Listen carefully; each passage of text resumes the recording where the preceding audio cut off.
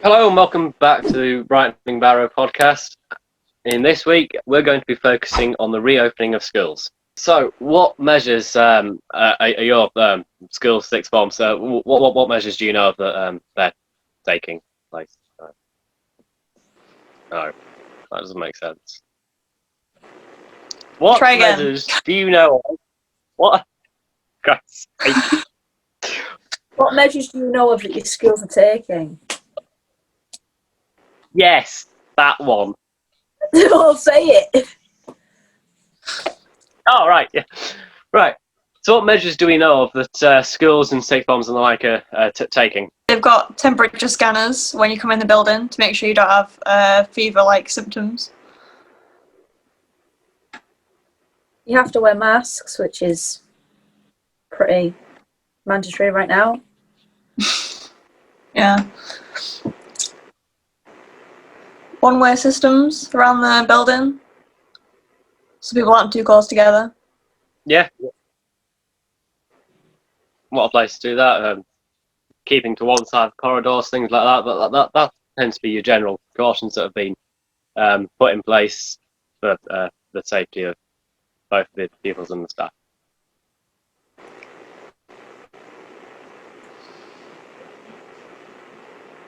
There are only 6 people allowed in one place at a time now, aren't there? So there'll probably be a little bubble. I know certain schools are doing 3 in a bubble, so that's probably what they're doing in colleges. That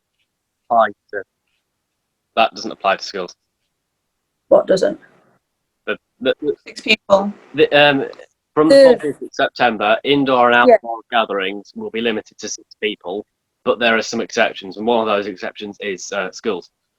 Is it? Sixth forms and university. That isn't All the same. Oh, Mark can cut that probably out. because it's Word of bollocks. I thought that would be all the same. That's a bit weird. No, they're doing year bubbles, aren't they? Yeah. Yeah. In most places, you'll be bubbled with a year with staggered, certainly with primary and secondary schools, but the lunches are staggered, the breaks are staggered, the going home and even coming in, that's staggered as well, just to avoid overcrowding.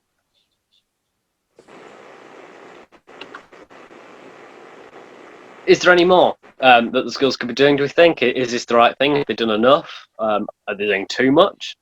Was it even the right thing to open the schools? What do we think? I think it was. Kids need to get back into some sort of normal, and just being like left to themselves is a nightmare. I know I've been going crazy not being in some sort of like environment where you can talk to people but also get the knowledge you need. They need to make sure that the what's it called? Like not policing it. What am I thinking? Like the reprimanding people for breaking the rules, because otherwise it's just going to be people aren't going to bother with 2 meters and people aren't going to wear the masks in corridors and stuff unless they definitely punish people for breaking the rules.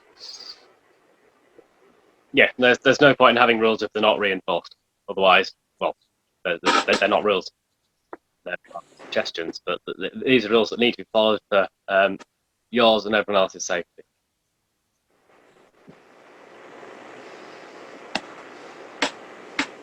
Right, so after a very long time away from school, how would you say that people certainly going into the GCSE and things like that, how would you recommend that they can cope with the sort of new stress that's been put on after for some people, half the year is completely gone, that they've lost all of that, they haven't done it. How would you recommend they catch up with that, start getting back to where they should be at the start of sort of year 11 and also second year of A levels? What would you recommend?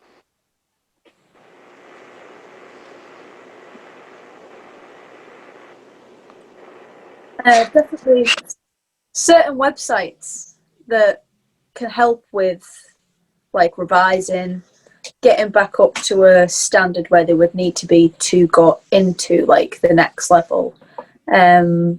I know I think certain schools have already started after school revision sessions and things like that, or just like in school revision sessions for the Year 11s, because obviously they've missed quite a big bit of the scheme term, whatever you want to call it, that is pretty crucial when you're starting off, because that's when you learn like the basics of Year 11. So I know that they've started quite a lot of different revision things and just reading up on all the knowledge that they've already learned as well, not just reading up on the stuff that they're going to learn, to like get an insight on it. Yeah. You need to be very regimental with yourself, because obviously you've had this massive break, so it's going to be really, really difficult to get back into doing full-time education and getting that system for learning it, revising it, learning more, re-revising everything that you've done, so that when it comes to the exams, which hopefully we'll do them this year, you'll be ready for that. Yeah. Obviously, it's far more difficult is this year than it has been in any other years. Yeah. And make sure that you're revising for any mock tests as well, just in case that teachers need to use predicted grades to grade you again this year, which hopefully will happen, but just in case.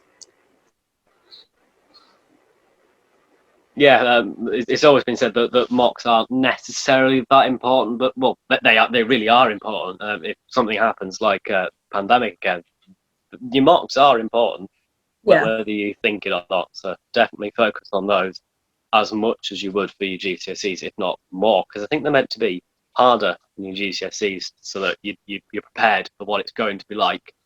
But it's actually the questions are a little bit easier. That was certainly the case with our school. We were given far harder questions than we would have been, just to push us, make sure we knew what to expect and more. Can't be too ready. Yeah.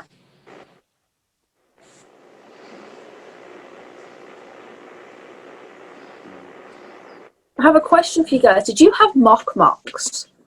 It's a weird question. It is a weird question, but this is what we had. So we did a mock, and then we did a mock. So we called them mocks because it was simple. It was a mock before our mocks. So we thought it was like a test that showed you like what it would be like in a mock, and then the mock would show you what it would be like in an exam. It's weird, but did you guys have to do that? Because we did. So we did 3 sessions of tests, and then it stopped, and it was like, well, get you. It was weird. Yeah, we had 3 sets. We did one at the end of year 10, and then we did one in year 11, and we were meant to be starting second set not too long after all the school stopped. So we usually do 3 in our school. But I think that's just I think that's just exam practice.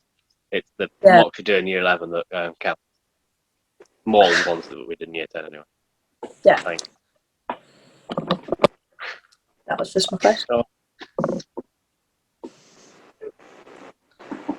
yeah, no, they're important in more ways than one. Yeah.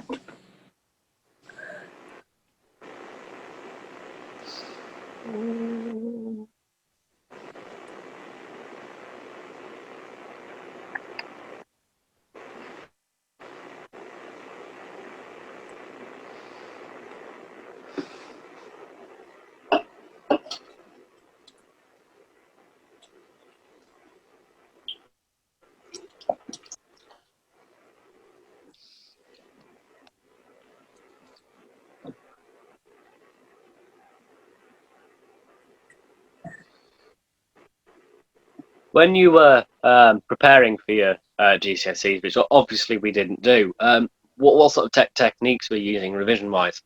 How were you preparing yourself? Did you create a timetable? Did you just sort of flick through a book, and then if you didn't recognise the topic very well, you sat down, you read over it, you wrote questions, you did all that, you revised that topic? Did you do every single topic one at a time? What sort of thing did you do? Maisie. I think that You were revising before the exams were got rid of, weren't you?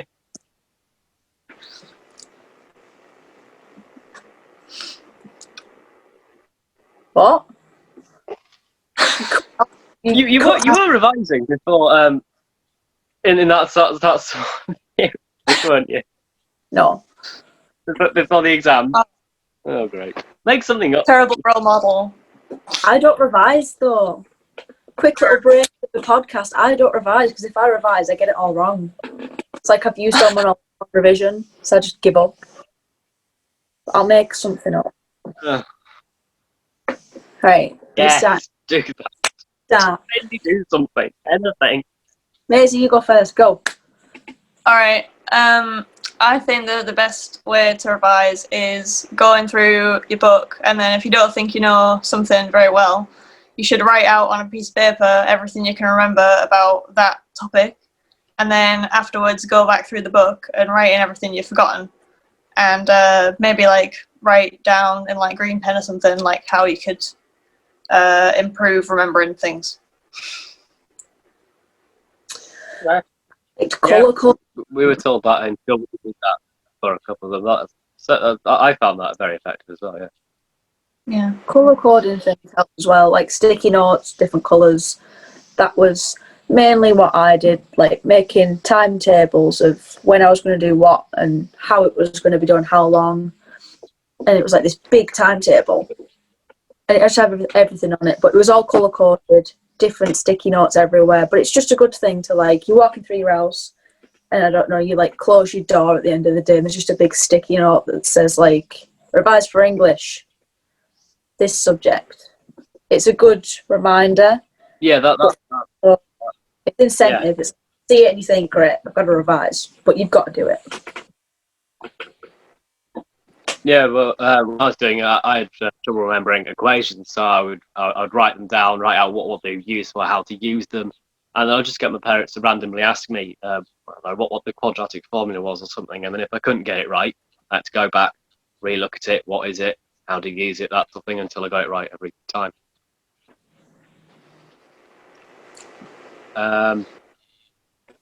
Your teachers will say this, but just reading through your notes or your textbook, revision textbooks, doesn't do anything. And certainly for me, it did not help. I would have to read it, write it down, do all that, because otherwise it's not. You don't make the right connections. You don't take it in enough. I don't know whether you two found this. Did you try it actually? Try doing what? What was that? Have you tried? When you're revising, certainly I did this for sort of the smaller tests, and I regret doing it because it was absolutely useless. Just getting out my textbook and reading through the topic. Did either of you do this? Because I did it a couple of times and it didn't help, and teachers have always said that it doesn't help. It depends. Sometimes yes, but you've got to take notes from it. So it's fine reading through it, but then I'd occasionally just have it would be like, that's the bit that needs to stick out. Like geography, it would be like meanders. I'd highlight like the key words because then they're the bits you need to know. The rest of it is just, it's a wiggly river. But like the certain words, that's the best way to describe I think that's what you need to know about. It's a wiggly river, it's a meander. But that's the best way to do it, like highlighting things, but keeping like the main parts like bright so they stand out, so you know that is the main focus. Yeah, okay. So if you do read through it, you need to be more than just looking at it, because words don't do anything. You need to take it in. On those words.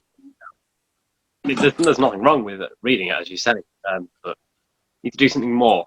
Read it, write yourself some questions about it, answer the questions. If you can't get the questions, look at the textbook, write them in a different colour.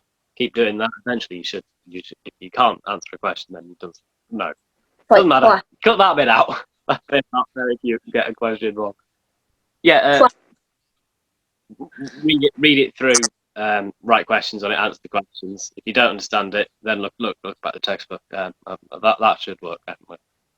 Yeah, it's active recall that you need to do. That's how you learn things. So as long as you remember, like teaching yourself on it and stuff, that'll help you learn it probably.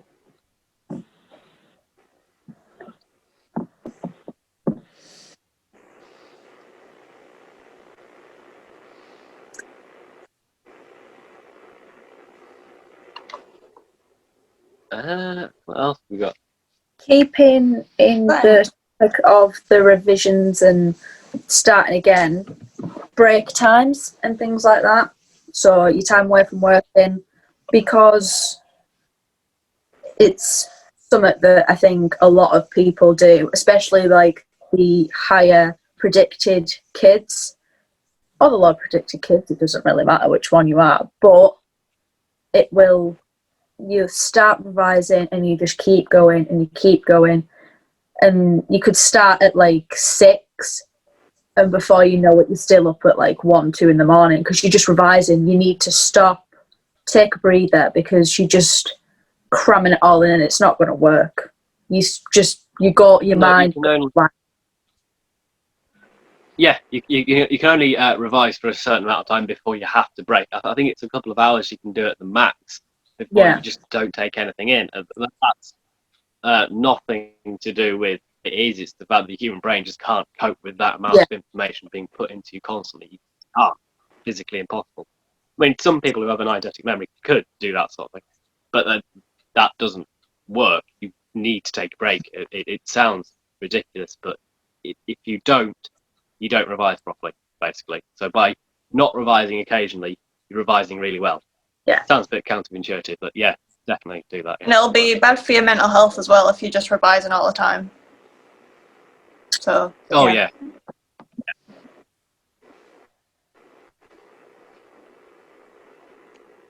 No, I was going to say something.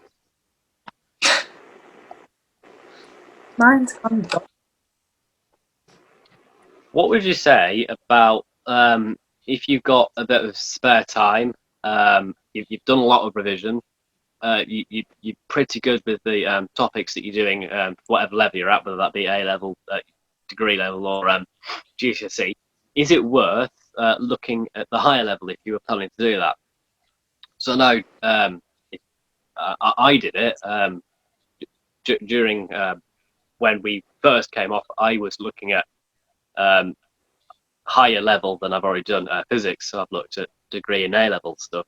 Is that worth doing whilst you're in school, or would that be better during like the holidays or something when you're not doing as much?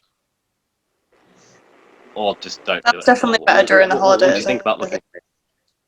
Because my teacher told me there was this girl who went to my school, and she was like really, really clever, and she was like top of the class and everything. But in a GCSE, she did really bad because she was writing like A-level stuff in a GCSE paper. And because the mark scheme's so specific, you need to write down exactly what they want you to write down for GCSE specifically. So she was writing A-level stuff, which is like better than what she should have been doing. So showing that she was really, really smart. But because the mark scheme was so specific, she lost loads and loads of marks, and she ended up like just passing, even though she was predicted like a 9. So I would say that maybe you should... You can revise like a little bit of extra like level stuff, but don't like do too much because you might like mess up in your exams. Yeah, that's fair enough. Yeah, but also staying with that, if you're on like your holidays and things, don't spend all of that doing extra revision on a higher grade, whatever book. Keep it certain bits, so keeping your breaks, because it's your holiday. You want to be like having fun. I know when I got holidays, I was like, not happening. I'm on holiday. It's not happening. But then you go back and you're like, well, I still did it because I don't want to fail. But yeah, just keep your breaks in mind with that. Don't stress yourself out. Yeah, if you do want to look at high level stuff, do so. It's great, but don't put it in your exams. I was very careful when I was doing my mocks not to start talking about things that would affect the question, because you're given a very specific environment for the question, certainly in science questions, whereas if you actually look at it, that's not the environment you're given. You do have to think of it. So only do it if you've got time. Basically, do it for fun, not because you need to. Yeah. Which sounds odd in cases of science and things, but some people find it fun. I find it fun. I like science. The only person that finds maths and science fun, Mr. Presenter over here. I enjoy it. It's good. Good. That's good though. Having a It's the world topic around that you. you enjoy, Yeah. because then it's not as much pressure to learn. So a lot of kids would find geography like hard and couldn't understand it. For me, I absolutely loved doing the GCSE geography. It was something that if you like it, it's going to be easier because you want to know it. It's not a case of great maths again, I've got to do it. It's yay, geography, let's go. It's better when you have topics. If you're thinking about that topic, provided it's almost going to be fun in a way because you enjoy it. Yeah. I mean, obviously, providing it's fun for most people, but it's that. If you enjoy it, it's good. You're gonna do better if you enjoy it. If you're doing a subject, an option-wise, that you don't enjoy, change it at the earliest moment, because certainly at the start of GCSE, it's going to be really, really difficult to continue. Read up first what you're going to pick. That was my thing. So if you just going based off what I did, like my sport, I did BTEC sport, and I was like, I'm gonna read this first because I don't like doing PE that much anymore. But I'm gonna read this first, and you read it, and it's like, it sounds decent. So I did it. Yes, one of the best topics you probably could pick is BTEC sport. But then again, if it's not your cup of tea, don't do it. Definitely, yeah. That's the same for college as well. Just getting out there. We're talking about GCSEs and school. It's the same for college and sixth forms. Read up on what you're doing. Especially with that for A-levels, because you're spending so much time on that dedicated subject. Yeah. So you want to make sure it's something you enjoy. Yeah. Yeah. There are dates that you can change it, but if you don't enjoy it, as soon as you know you don't enjoy it, let someone know, because it'll be easier to catch up on the new subject you want to do. Yeah.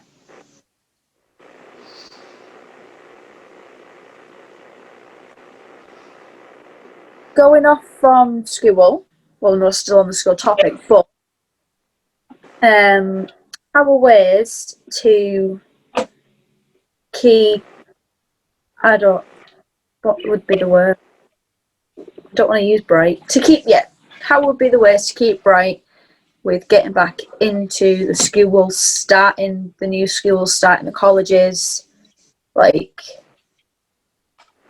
ways to get back into it but stay your happy self instead of being stressed and moody because it's starting again. Okay.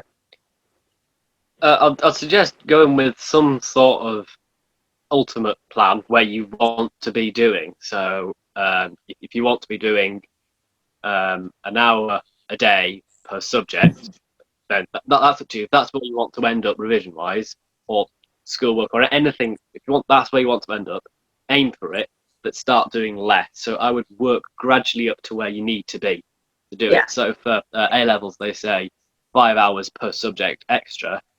Well, don't start with that straight away. Ease into that, but don't do it at such a slow rate that it's completely pointless. So maybe start off by doing 20 minutes, then maybe half an hour, then work your way up to however many hours you want to be doing for it. Start small, work to big. Yeah. And make sure you're keeping up with hobbies you're doing outside of school as well, because you don't want to just all of a sudden start dedicating yourself completely to school. And if you've got hobbies, then that's a really good idea to continue with those while you start school. Yeah. Yes. Yeah. Any extracurricular things that you can do is great. I mean, not only does it look good on CVs and things, but it helps you as well mentally, because you're getting away from all that work. I mean, even just going, for me, just going to Scouts and getting away from doing GCSE work was brilliant. I could get away with it. I didn't have to think about it. I could concentrate on doing things like that with whatever section I was doing it with. Because you're developing your life skills as well then. Like, I don't know that you do it at Scouts, you do it at Cadets. You learn things like first aid, how to do certain things that you wouldn't be taught in school. So it's not just fun, it's educational as well in a way, because you're learning things that you're definitely going to need at some point in the future. Yeah, my scout troop, we always said, learn while you're having fun. So we would have a night where we would look do maybe electronics, so you would know how to do wire a plug. But that was one of the things that we did.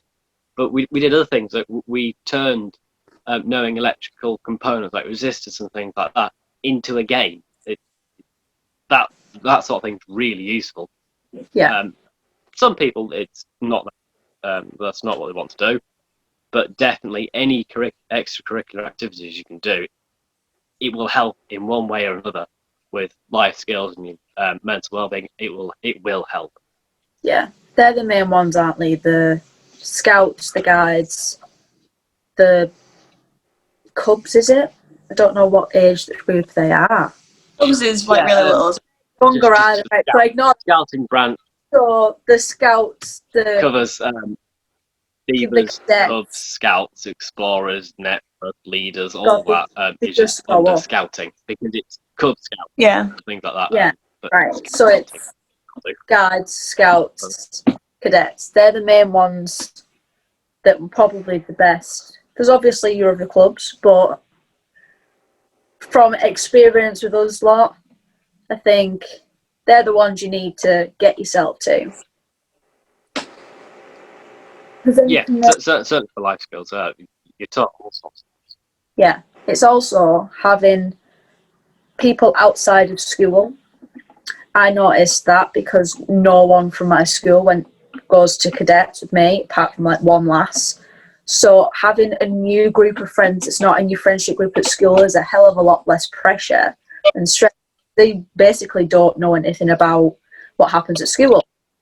So they all have their own fun stories to tell, but we're all different. So we don't all know the extremes of each other. It's the simple things. But that's good as well, because it takes a lot of stress. Yeah. Just having someone to rant to who isn't in your original group. Yeah. It definitely does help with that. And it also helps with making new friends, because with certain things, again, like scouting, wherever you go, especially in the world, actually, certainly scouting, wherever you go, there will be a scout troop. So you've got almost an instant set of friends who have similar interests to you, and that's great, especially if you move away to university or to do an apprenticeship or work somewhere else. Doing that sort of thing that's universal, or even just nationwide, it's great, because you've got your work, your school, your friends, but you can get away from it with other people that you enjoy spending time with. And it's good with that, because then you've got friends from all over. Like, you're friends with people you never thought you would be. There's people from Carlisle that I know that I didn't think I'd ever be friends with, but because of clubs and things, cadets, you're like, all right, okay, so I'm friends with people from all over England now. Cool. You get more of a social bubble, if that's the right word. And then obviously starting things, you can give people advice for that, like starting college and you're like, oh, this college. Because then you're all together. And it's good, because obviously, again, we don't know the full you.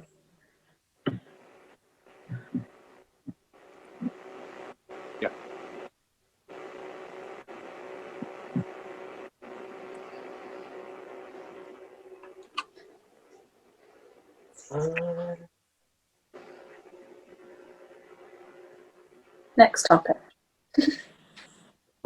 Next bit. Next. Side note. This could be. Well, I mean, we've got a lot of stuff on skills. We don't have much on anything else. Yeah.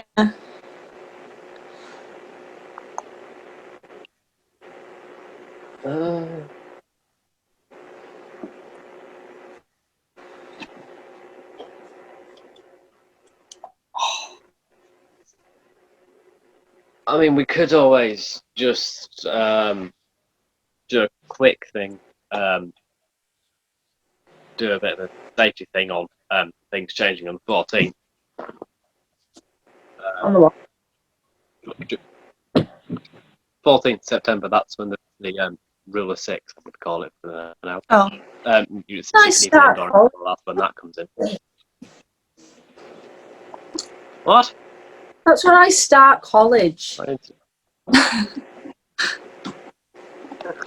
Or we could just say, like, oh yeah, unfortunately, it's only 6 people now, but you can still get out or whatever. Just really quickly. Yeah, okay.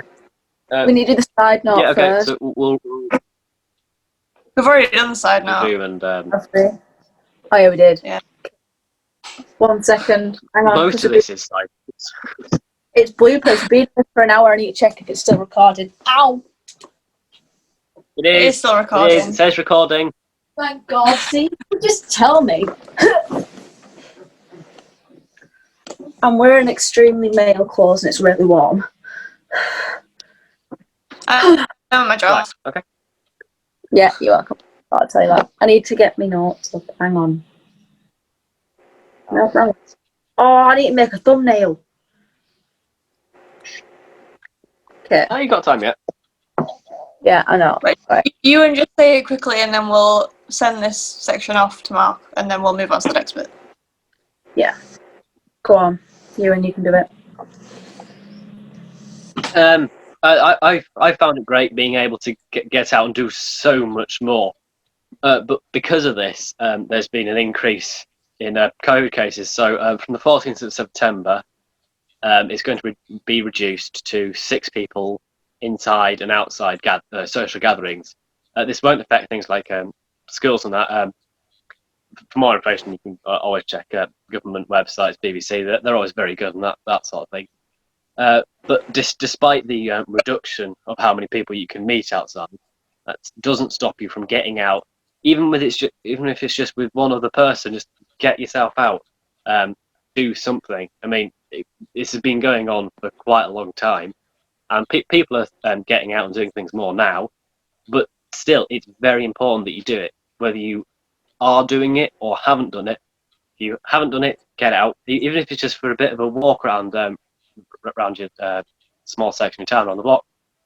And if you have been getting out, keep doing it despite the restrictions. Obviously, follow all the restrictions and all the guidelines and that, but keep getting out. It will be really beneficial for you.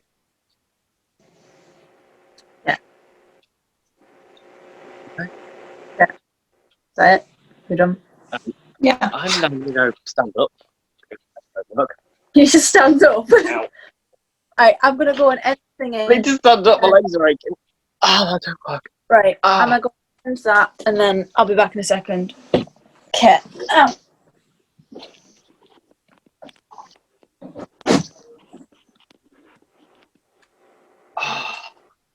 This is certainly going to be an interesting section to edit out. Oh. Hiya. How fun is this? I'm on 2. Man, the echo's awful. Me. We now come to the section of the podcast where we look at the good news stories from this week. So, who would like to start us off? Brilliant. Would you like to start, Wow, Iwan? volunteers. Don't know who to do. Someone always start. Okay, I'll start. It's like Maisie just sits quiet. I sit there for ages and I'm like, I'll do it. Whose phone's ringing? Is it yours again, Iwan? Answer it, man. Yay! I've got to wait because it could be for Dad's work and like if I answer it, then I've got to shout up to Dad, there's someone on the phone, be working. It's just fast. I'll just let Dad answer it. Anyway, you're coming down. Is it going to disrupt you again? Probably. Don't worry, we Right, like let's do that. In podcasts. Right. Episode So, 2. Friend. We now come to the section of the podcast where we look at the good news stories of this week. So to start with, we have a story about the Lantern community. So the Lantern community hub in... No, that isn't going to work because my thingy's there, so I'll have to put it there. Listen, it's the Lantern community. Right, the Lantern community hub in... What? I've got my laptop on my knee. Like, the screen on my knee. You called it the Lantern community. It's the Lantern community hub. Don't forget the hub. I know that. It's not a community made by lanterns. I know that. I'm just going to start again. I can't see you right now. My phone's in the way. Right. Okay, just start again. Right. I can't speak. Right. We now come to the section of the podcast where we look at the good news stories from this week. To start with, we have the Lantern Community Hub in Elflake has just returned to working with the public. They're open Thursdays, Fridays and Saturdays from 10:30 till 3:30. Now someone else says a story.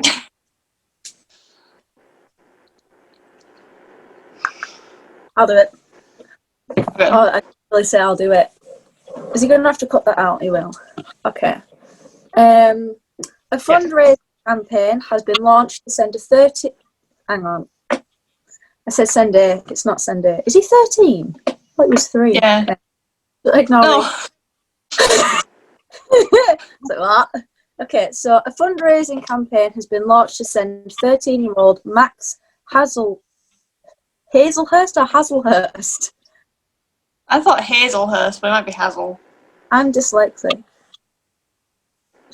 Say Hazel. It looks like Hazel. Yeah. Should I start again? Yeah. Right, to Australia after he found a... Oh, this is this kid. Yeah. From Askham. Yeah. Yeah. Cool. Right.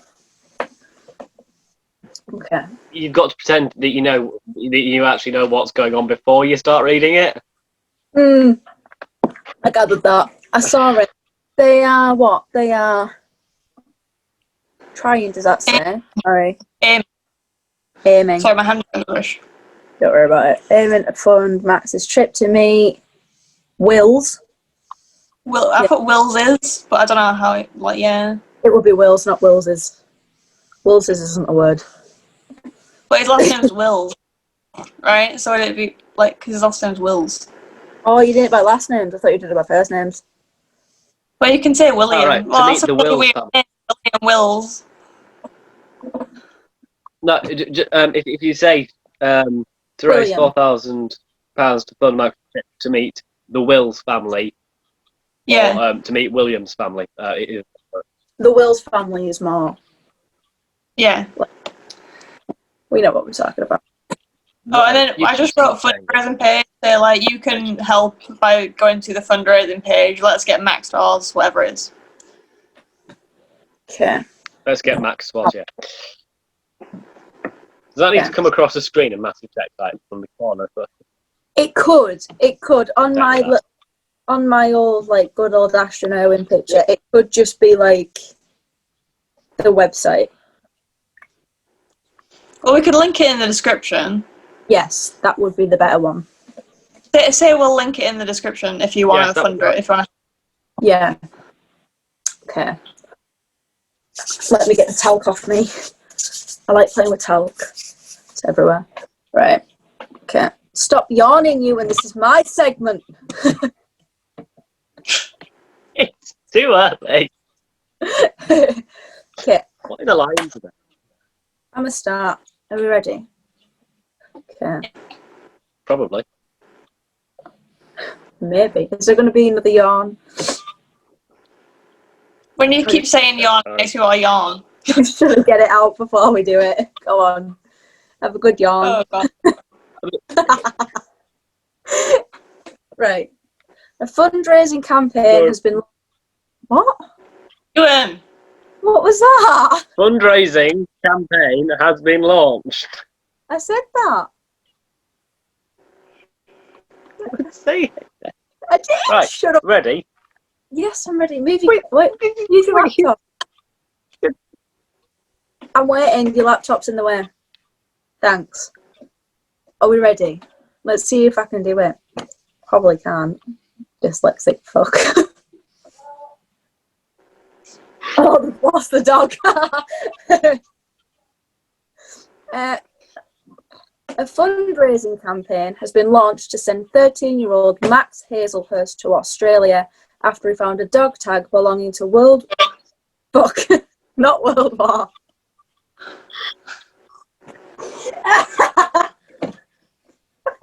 Well, that's a town in Australia, actually.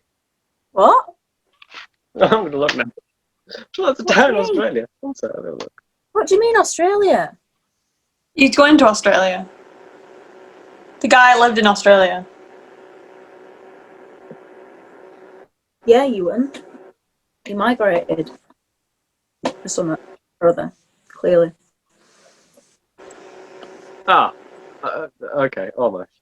Right, have you finished with your research? Because you're meant to do that before we start talking about it. You're meant to know about the topics before we talk about it, Ewan. Are we done? Are we ready? Yeah, I'll show you afterwards. Okay, you can Okay. do that. Let's. Okay, a fun camp. Can't function my laptop. With it. Okay, we're out of the way. A fundraising campaign has been launched to send 13-year-old Max Hazelhurst to Australia after he found a dog tag belonging to war hero William Ernest Wills. They are aiming to raise £4,000 to fund Max's trip to meet the Wills family. Fundraising page is in the link in the description. Fuck's sake! Link in the description. Let's get Max to Oz. Do you want to do the last bit again? I don't think we can in the fuck's sake in the video. That is 4,000 in it. I don't know money. Yeah. I don't know. Just go from they are aiming to. Yeah. So they are aiming to raise 4,000 to fund Max's trip to meet the Wills family. The link in the description for the fundraising page. Let's get Max to Oz.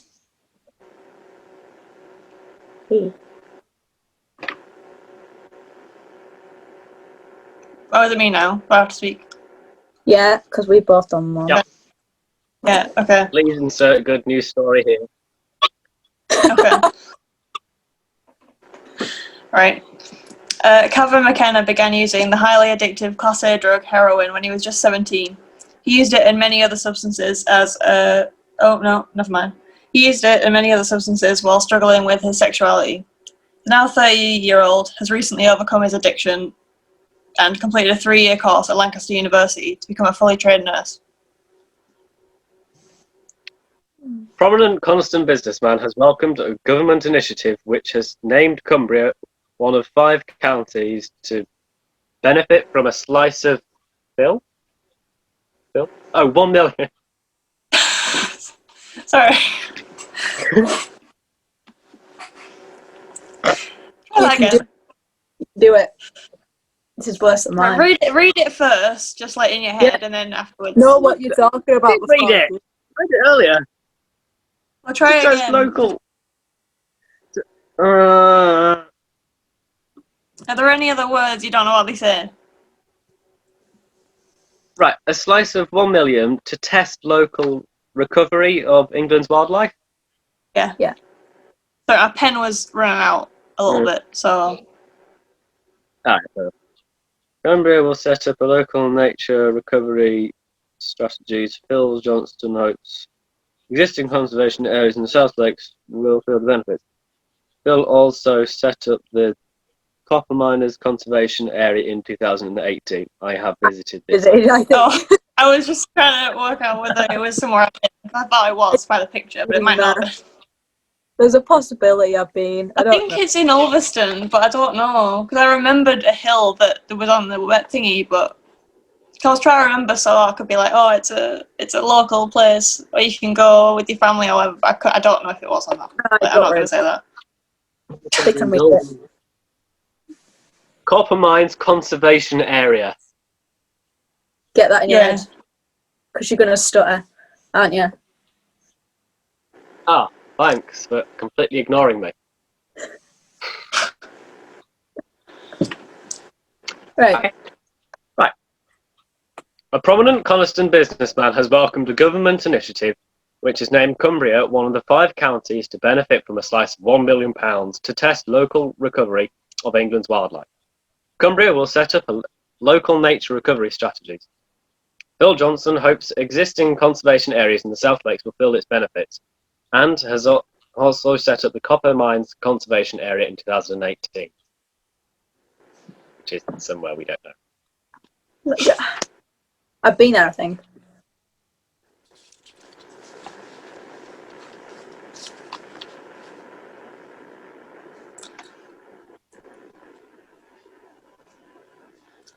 Oh, this is me, innit? Yeah. How do you say his last name? I'll Google it. He's famous, so it'll be on something. Paul Sinha? Or Sinner? Paul Sinha? Sin. Just put it into a Google Translate and make it say it.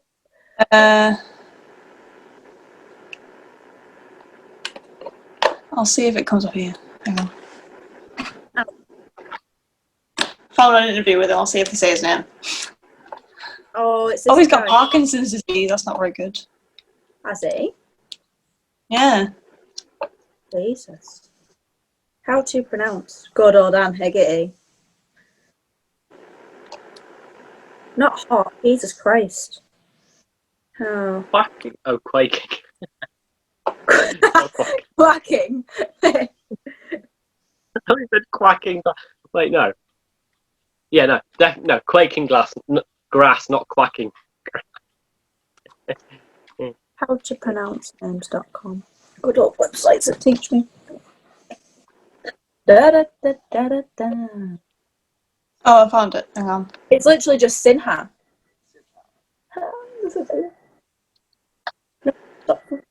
Simha. Sinha. Yeah, but Google Google butchers Paul pronunciations. Google what? I googled how to pronounce Paul Sinner, and there's a video, and it just said Paul Sinner. I think. Yeah. Yeah, Paul Sinner. Can I just say Paul from the Chase?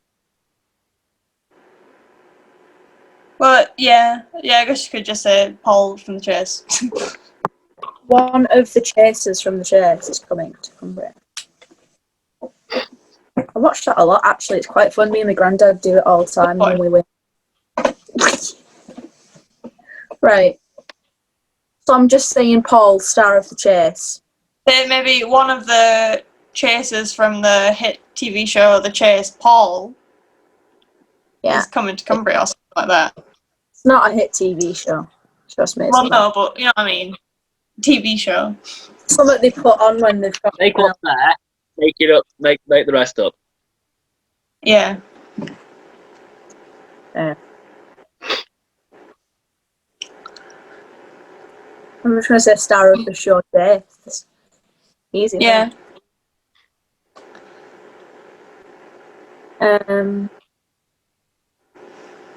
Wait.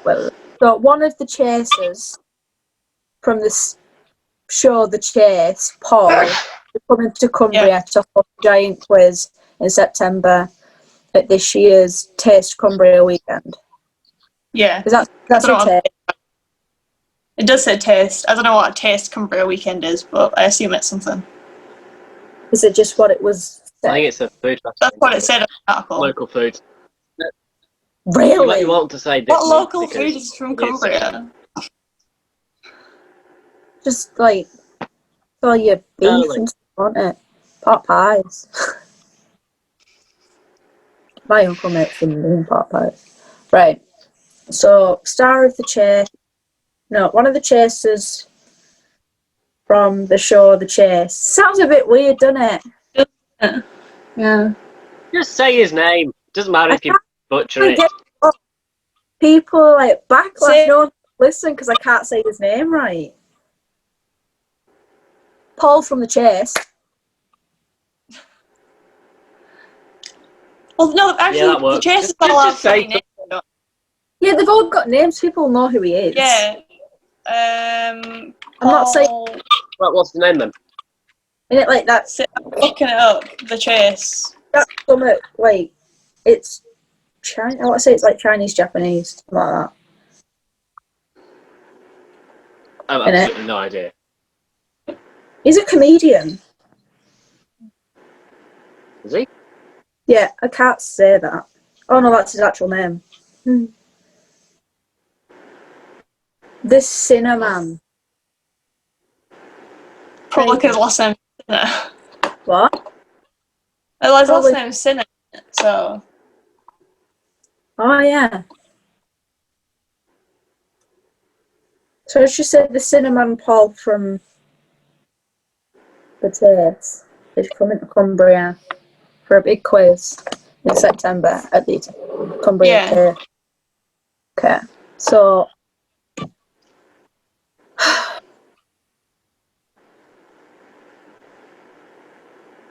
the Cinnamon Paul, what a name. Cinnamon roll. Cinnamon roll Paul.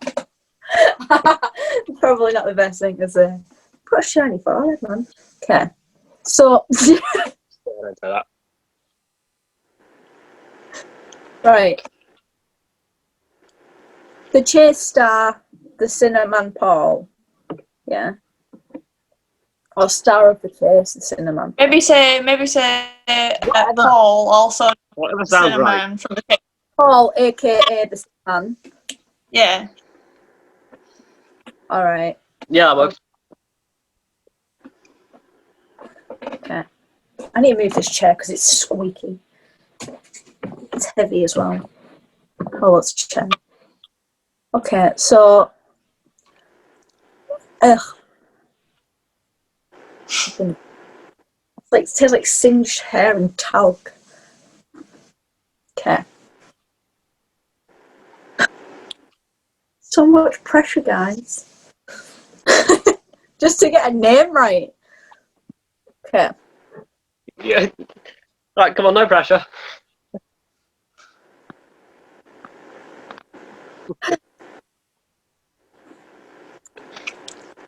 It's not funny, you know. I need to move this. Hang on. Is it in? Oh, it's in the screen. There we go. No, because no, I can't see. This is annoying. We need new setup. Okay. Let me zoom in.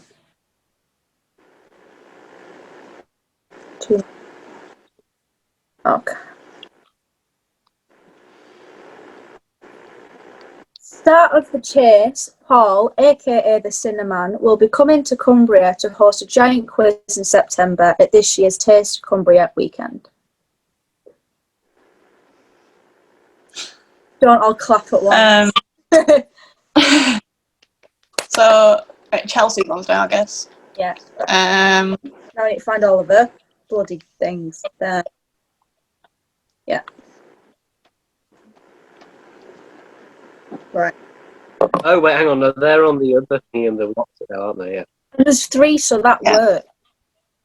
So are we going in the same order? So it'll be you, Ewan, and then me. Yeah. Oh, good luck on that one. I get the smallest ones. Yeah, whatever. Ah, Are we picking a Neck. topic? Or just want to pick a topic and then just say go it? down. Go down the list. I'm just gonna go do one. Right, go on then. You ready now? I'm ready. It's Fanny Okay. over there.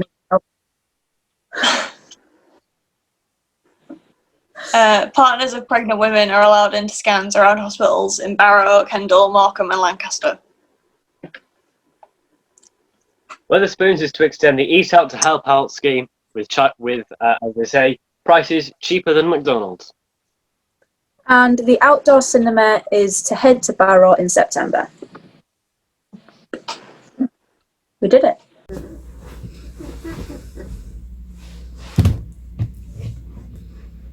If you have any suggestions of topics that you would like us to talk about in future episodes, something that you would like for us to read out, or have any personal stories that you would like to have featured, please feel free to contact us via email, brighteningbarrow@gmail.com, Instagram @brighten_barrow, Facebook @brighteningbarrow, and Twitter @brighteningbee. Thank you.